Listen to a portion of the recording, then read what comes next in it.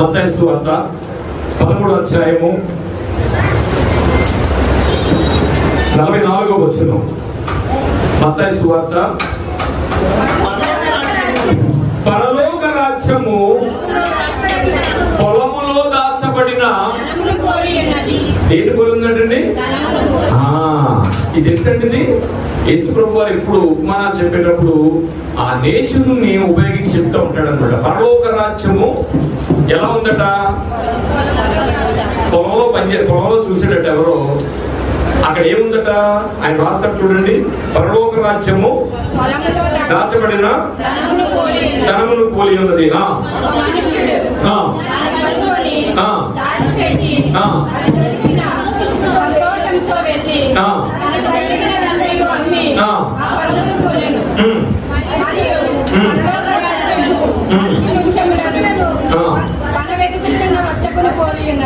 Okay okay. ఏంటండి ఇప్పుడు పరలోక రాజ్యం అనే ఒకటి పొలంలో చూశాడట. ఆ పొలాన్ని అంతటినీ ఇతను వెళ్ళి తవ్వేసుకుంటే అది ఆ పొలం యజమాని ఊరుకుంటాడా? ఊరుకోడు. దీనికి ఎగ్జాంపుల్ ఏంటంటే, ఒక వ్యక్తి ఉన్నాడు, ఆయన పనిచేస్తున్నాడు ఆ పొలంలో. ఆ పొలంలో ఏం కనిపించిందంటే లగ్గి బిందులు కనిపించాయి, బంగారం కనిపించింది, వజ్రాలు వైడూర్యాలు కనిపించాయి, చాలా ఉంది అందులో.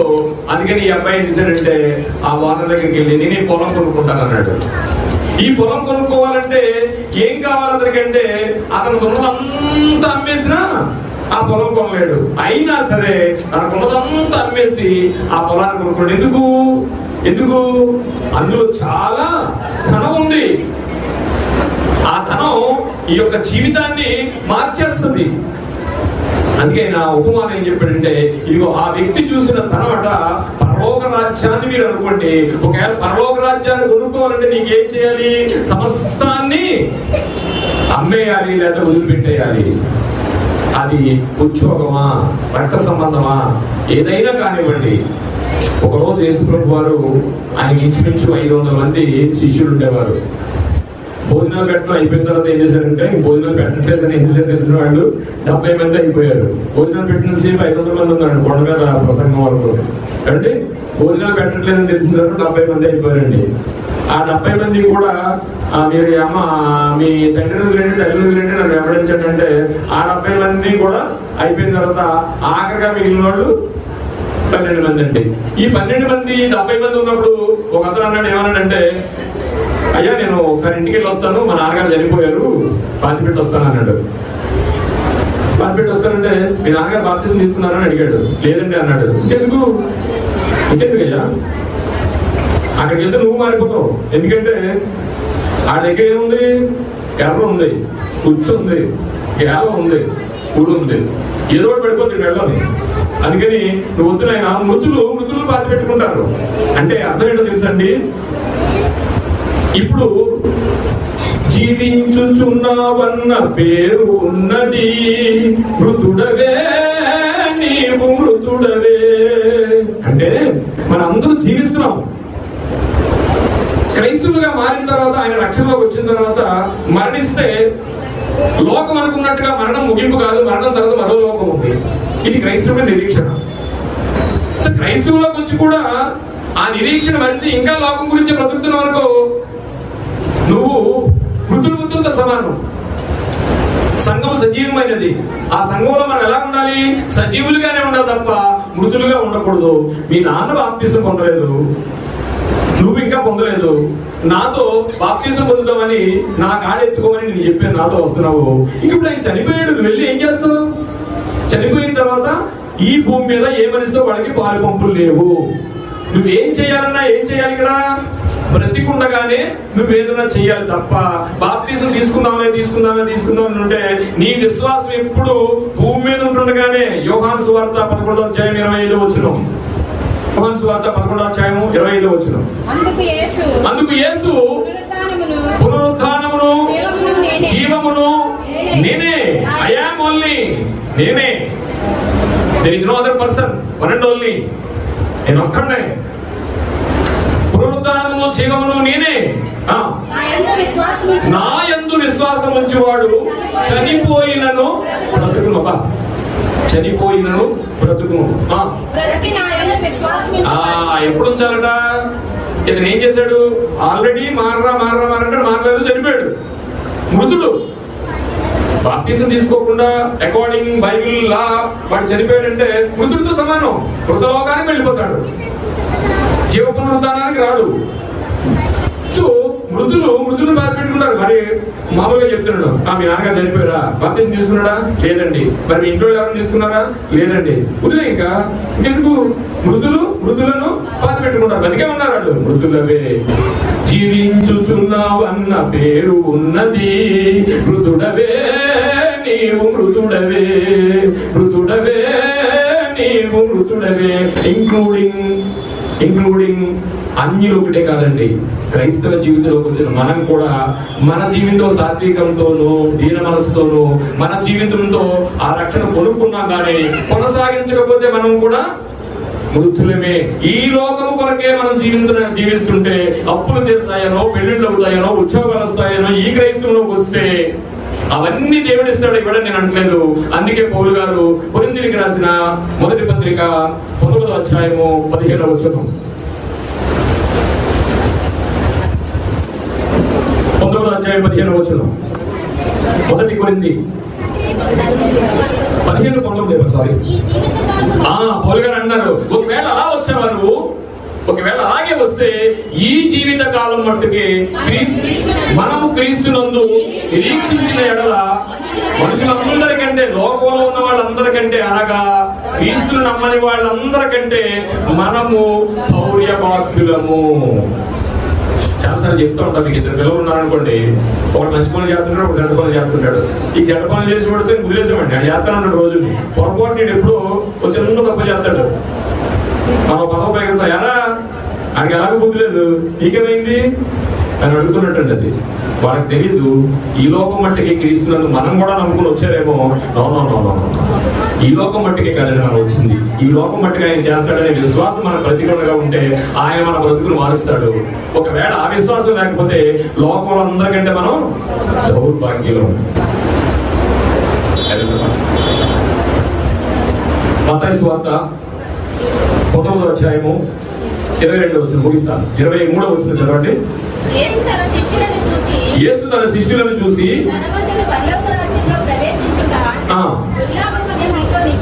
చూడండి, అంటే ధనం ఉన్న వాళ్ళు వెళ్ళరా అది కాదండి, ధనం ఉన్న వాళ్ళు వెళ్ళరని కాదు. మీకు విషయం తెలిసిన, అసలు పరలోకంలో ఉన్న వాళ్ళందరూ ధనవంతులు. ఇప్పుడు మనం వెళ్తే వెల్కమ్ చెప్పే వాళ్ళందరూ ధనవంతులే. అక్కడ ఉన్నాయని ఎవరు చెప్పండి? మనం రిసీవ్ చేసుకున్నాడు ఎవరు? చాలా పెద్ద దగ్గర ఉన్నాయి. ఎవరున్నారు అక్కడ? అబ్రహాం గారు మనం రిసీవ్ చేసుకున్నాడు. అబ్రహాం కంటే గొప్పడు ఉన్నాడు బైబిల్లో. అబ్రహాం కంటే గొప్పడు ఉన్నారా? అబ్రహాం ధనవంతుడండి. ధనవంతుడు పరలోక రాజ్యం వెళ్ళాలంటే ఉద్దేశం అది కాదైంది. ఏమంటున్నాడు? 23 చదివాం కదా, ఇప్పుడు 22 చదువమ్మా. అయితే ఆ యవనుడు మిగులు ఆస్తి గలవాడు కనుక ఆ మాట విని వ్యసనపడుచు వెళ్ళిపోయాను. పత్రికలన్నింటిలో ఈ వ్యసనపడుచు అన్న మాట 3-4 పత్రికల్లో ఈ ఉపమానం ఉంటది. వ్యసనపడుచు అనే పదం ఇక్కడే ఉంటదండి. ఇప్పుడు ఇంతకీ ఏంటిది? ఇదిగో ఒకడు ఆయన ఎద్దకు వచ్చి, బోధకుడా, నిత్య జీవం పొందుటకు నేను ఏమి మంచి కార్యములు చేయవలనని ఆయన అడిగాను. అందుకు ఆయన, మంచి కార్యములు గురించి నన్ను ఎందుకు అడుగుతున్నావు? ఈ సూర్యంతో మీకు తెలుసు కదా, దేవుడు ఒక్కడే కదా మంచోడు, నన్ను ఎందుకు అడుగుతున్నావు అని ఇవన్నీ అన్న తర్వాత, నేను చిన్నప్పటి నుంచి ధర్మశాస్త్రాన్ని పాటిస్తున్నాను అన్నాడు. ఇవన్నీ చెప్పాడు. అయితే నీకున్నది ఏంటంటే నువ్వు కొనుక్కోవాలంటే డబ్బులు వద్దన్నాడు, నీకున్నది వదిలేమన్నాడు, నీ వ్యసనాన్ని వదిలేమన్నాడు. అక్కడ ఇతని వ్యసనం ఏంటి? ధనం వ్యసనం. అంటే ఆ ఇల్లు వాకలు అమ్మేసుకుని రమ్మలేదండి, ఆయనకు ఒక వ్యసనం ఉంది. ఈ పత్రికలోనే ఉంటదండి. అతను ఏం చేశాడంటే వ్యసన పడుతూ వెళ్ళిపోయాను. ఎందుకని? ఆ ధనం అనే వ్యసనం అతన్ని వదలట్లేదు. ప్రియులారా, ఆ ధనం అనే వ్యసనం అతను వదలట్లేదు. దాన్ని పక్కన పెట్టే ఆలోచన అతనికి లేదు. అందుకని కొనుక్కోవడానికి ఏం కావాలంటే జీవితాన్ని కావాలనుకున్నాడు. ఆ జీవితం అంతా ఉంది కానీ ఈయనకి ఏమి లేదు. ధనవంతుడు పరలోక రాజ్యము చేరడు. కింద సూది బెచ్చం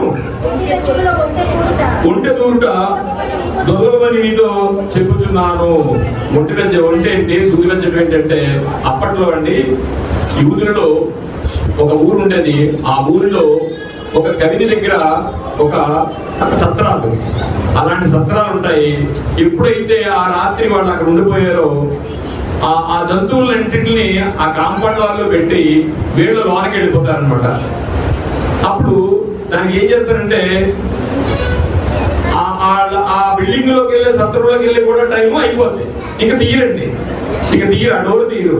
డోర్ తీయకపోతే ఆ తర్వాత కూడా వచ్చిన వెళ్ళడానికి ఏం చేస్తారంటే, ఒక మనిషి దూరే అంత చిన్న కన్నం పెడతారు. బైబిల్ చరిత్ర సూది వెచ్చడం ఏంటి, ఒంటేటని అనుకుంటారు. మీకు క్లారిఫికేషన్ చెప్పేస్తున్నాను, ఎందుకంటే అది చాలా చోట్ల ఉంటుంది బైబిల్లో. అనేక గ్రామాల్లో అబ్రహాం గారి కాలం నుంచి ఏముందంటే, ఈ ఒంటెల్ని, గుర్రాల్ని, లేకపోతే గాడిదల్ని, గొర్రెల్ని ఇవన్నీ తీసుకెళ్ళినప్పుడు ఆ ఊరు వెళ్ళేటప్పటికి అక్కడ మీకు చీకటి పడిపోతే ఆ దొంగలు అది ఉంటారని ఒక సత్రం ఉంటది. ఆ సత్రంలోకి వీళ్ళందరూ వెళ్ళిపోతారు.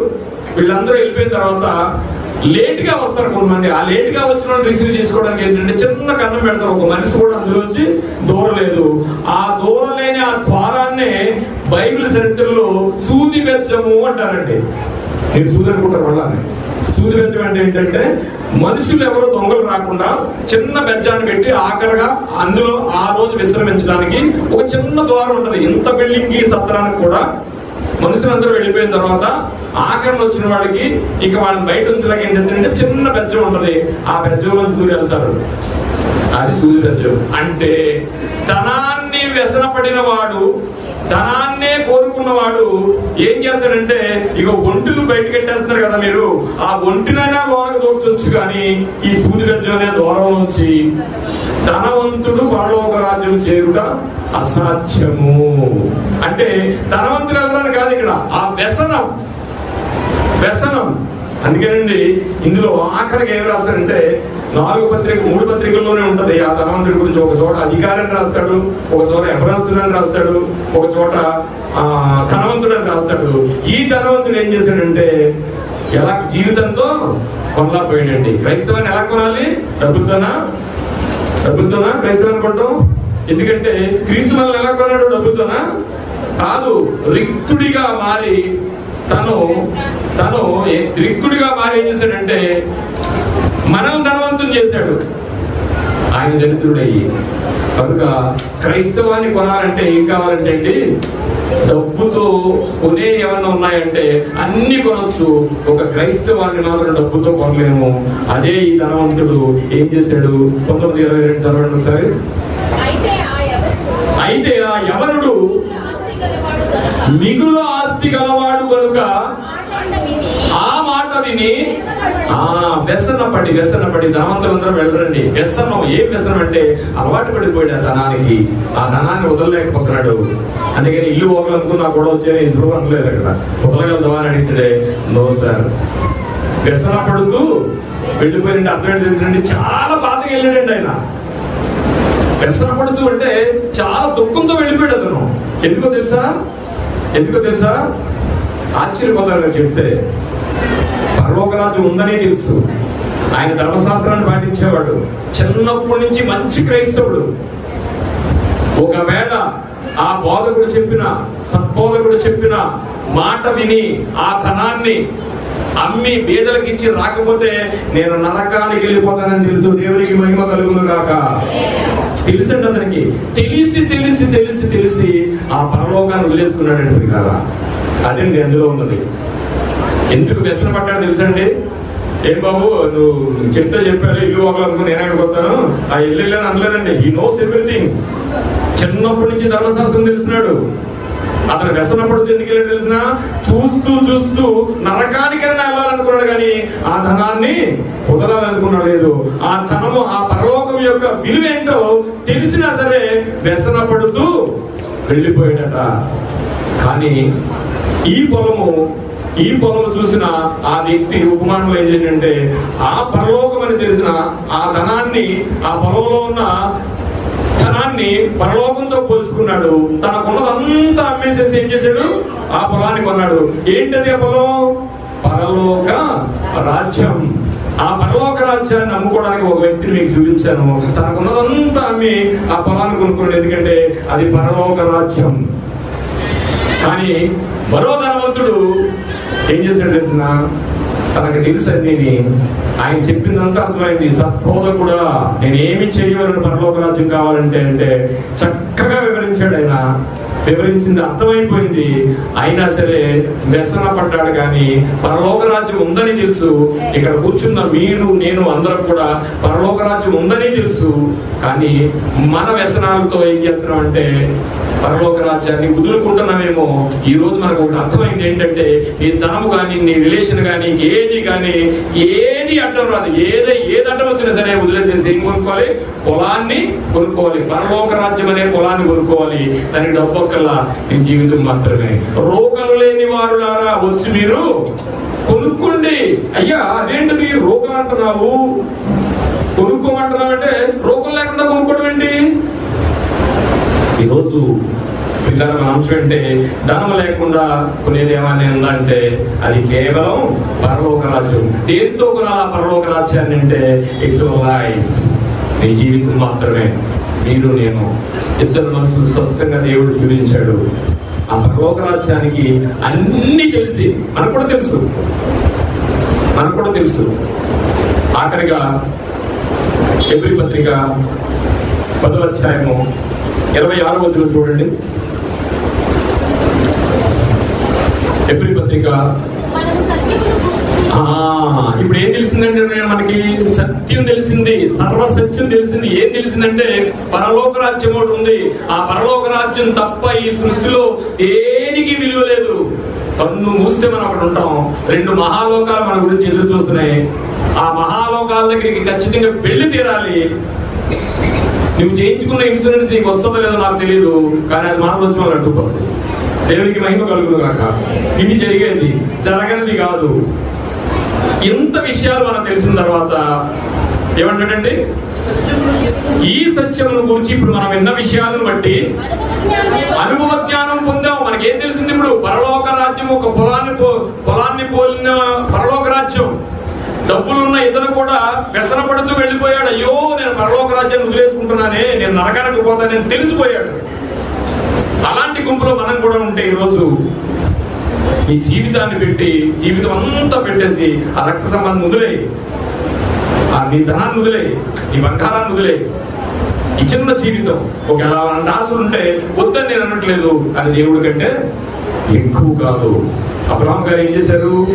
ఆఖరిగా నీ కొడుకుని బలి ఏంటని కాడి మీద చెయ్యి వేసిన వాడు వెనక్కి తిరగకూడదు అనుకునే విషయం ఆయనకి ఎందుకు ఏమర్థమైంది తెలుసు? ఆయనకి సారమ్మ గారితో చెప్పి ఊరుకుంటుందాండి.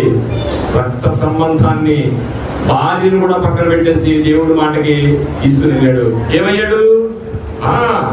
చరిత్రలో నిలిచిపోయాడు. ఆయన మనందరకు విశ్వాసకు తండ్రిగా మారాడు. ఎందుకని? రక్త సంబంధాన్ని కూడా అక్కడ సారమ్మ గారిని వదిలేశాడు. ప్రియ దేవుడి జనాంగమా, నీ జీవితంతో మాత్రమే కొనుక్కునేది, డబ్బులతో కాదు. ఆ జీవితాన్ని సాత్వికుడిగా మార్చుకోవాలి, దీనత్వంగా మార్చుకోవాలి, ఆయన కాడి నించుకోవాలి. విశ్రాంతి ఊరకనే దొరకదు, ఆయన కాడి కిందకి వెళ్ళి దొరుకుతుంది. ఆయన కాడి కిందకి మనం వెళ్ళాలంటే మన జీవితం కావాలి. ప్రార్థన చేసుకుంటామంటే పరిశుద్ధుడా, ప్రేమగల తండ్రి, మహోన్నతుడా, మీకు స్తోత్రాలు నాయనా.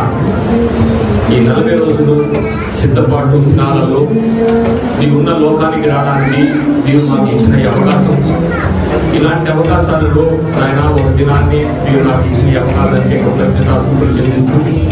ఆయన విన్న వాక్యంలో ఉన్న సర్వసత్యాన్ని పిల్లలు తెలుసుకుని ఈ లోకం మట్టుకే కాక వారి జీవితాన్ని పెట్టుకుని నీ పరలోక రాజ్యాన్ని కొనుక్కోవడానికి నీకు ఆయన సత్యాన్ని తెలుసుకున్నారు, అనుభవ జ్ఞానం పొందారు, విన్న మాటలు విడిచిపెట్టకుండా వారి జీవితాల్లో ఆయన ఉన్న లోకానికి రావడానికి వాళ్ళకి ప్రత్యేకంగా.